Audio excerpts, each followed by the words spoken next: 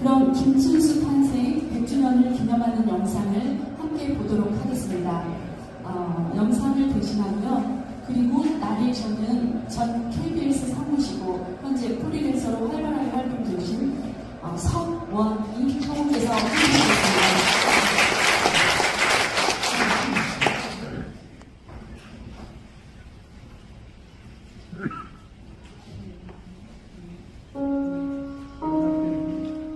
김춘수는 1922년 11월 25일 경상남도 통영에서 태어났습니다. 일제강점기 호주인 선교사가 운영하는 유치원에 다녔을 정도로 유복하고 개방적인 가정에서 자랐죠. 고등학교 졸업 뒤 서울로 올라와 경기 국립중학교에 입학한 그는 낯선 도시와 학교 생활에 적응하지 못하고 이를 염려한 아버지는 가족과 함께 고향을 떠나 서울 종로구 명륜동으로 이사합니다. 그러나 김춘수는 좀처럼 마음의 갈피를 잡지 못해 결국 5년제 중학교 졸업을 석 달 앞두고 자퇴합니다. 얼마 뒤 아버지가 원하는 법대에 지원할 생각으로 일본으로 건너간 그는 어느 날 도쿄의 학원과 주변 헌책방에서 릴케 시집을 읽곤 아찔한 충격을 받습니다. 이에 1940년 법학과는 거리가 먼 니혼대학 예술과에 입학하게 됩니다. 이후 김춘수는 영미문학 서적들을 탐독하고 습작하며 더러 고국의 신문 판결안에 투고도 하며 문학도의 길을 걷기 시작합니다. 하지만 1942년에 천황과 조선총독부를 비판하여 1943년에 퇴학당했습니다. 이후 고국으로 돌아온 김춘수는 1946년에 시애가를 발표하면서 등단, 이때부터 본격적인 시인의 길로 들어서게 됩니다. 김춘수는 시인으로 활동뿐만 아니라 교육자이기도 했는데요. 1961년 경북대학교 국어국문학과 전임 강사를 맡은 것을 시작으로 1964년부터 1978년까지 경북대학교 국어국문학과 교수로 재직했고 1979년부터 1981년까지 영남대학교 국어국문학과 교수로 재직하며 영남대학교에 물리대 학장을 지내다가 1981년에 정계로 들어오며 교수직을 내려놓았습니다. 이후 시인과 평론가로 활동을 합니다. 그의 작품으로 1948년 첫 시집인 구름과 장미 출간을 시작으로 시, 사, 기, 모나리자에게 꽃을 위한 서시 등을 발표했습니다. 다른 시집으로는 늪, 부다페스트에서의 소녀의 죽음, 타영조 기타, 처용, 남천, 비에 젖은 달 등이 있습니다. 1958년에 한국 시인협회상, 1959년에 아시아 자유문화상을 받습니다.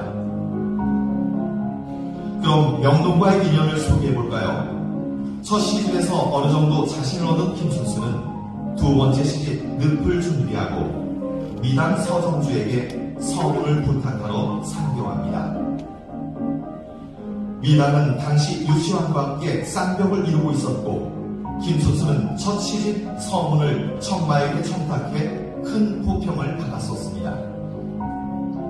그렇기에 두 번째 시집의 서문을 자신이 흠모하고 있었던 미당에게 부탁하러 서울의 열차를 탄 것이었습니다. 미당의 서문과 관련하여 에피소드가 하나 있는데요. 시인의 글을 한번 읽어볼까 합니다. 1949년 초겨울이었어요. 전차를 타고 명동 입구에서 내려 미당이나 동리 등이 자주 가는 다방, 이름이 마돈나라고 소설가 손서희 씨가 하는 다방을 찾아갔는데 저 앞에 키가 작달만한 그 중년 남자 하나가 휘적휘적 걸어가고 있는 게 아니겠습니까? 검정 구루마기를 입고 있었는데 동정에 때가 새까맣게 묻어 동정인지 뭔지 구분이 잘 안 될 정도였고 중절모도 다 떨어진 것을 비스듬히 쓴 것이 영락없이 미당이구나 싶대. 쟁걸음으로 쫓아가보니 맞더구먼. 인사를 하고 다방에 가서 이야기나 하자면서 들어가 마주 앉았지요. 초저녁도 안 됐었는데 이 양반 술이 잔뜩 취해 있었어요. 그래도 어쩔 수 없이 용건을 이야기했지요. 시집을 내려고 하는데 서문을 부탁한다고. 그랬더니 미당은 지금은 당장 안 되겠고 원고를 두고 가면 우편으로 보내주마 하대요. 내가 마산 주소를 쓰고 있는데 미당이 의자에서 푹 쓰러지더니 잠이 드는 거예요.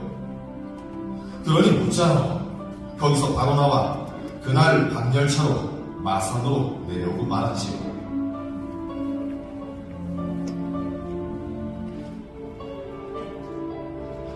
그런데 며칠 후 시집 원고와 함께 서문이 붙여져 왔다고 합니다.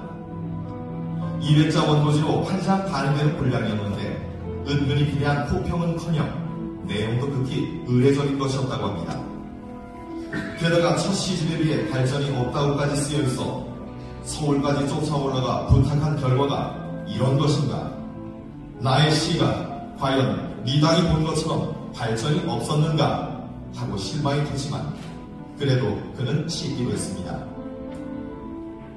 김춘수는 어찌 보면 이곳 명동에 대한 기억이 별로 좋지 않을 수도 있겠지만 그래도 명동은 그에게 잊히지 않을 인상적인 장소일 것 같네요.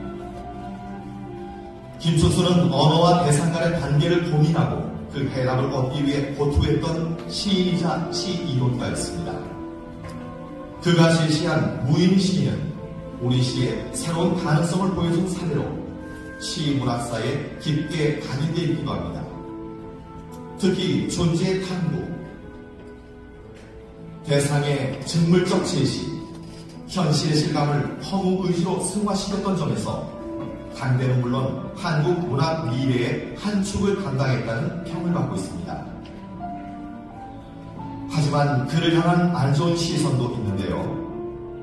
80년대 전두환 정권 당시 민정당 소속 국회의원을 지낸 점과 전두환 찬양시를 썼다는 것들은 비판을 받기도 합니다. 물론 비판을 받기도 하지만 우리 시사에 큰 족적을 남긴 것이 분명한 김춘수는 2004년 11월 29일 향년 82세로 사망합니다.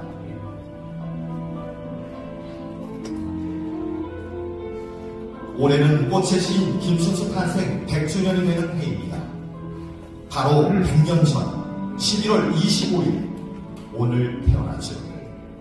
그러고 보니 김춘수는 태어난 것도 사망한 것도 11월이네요.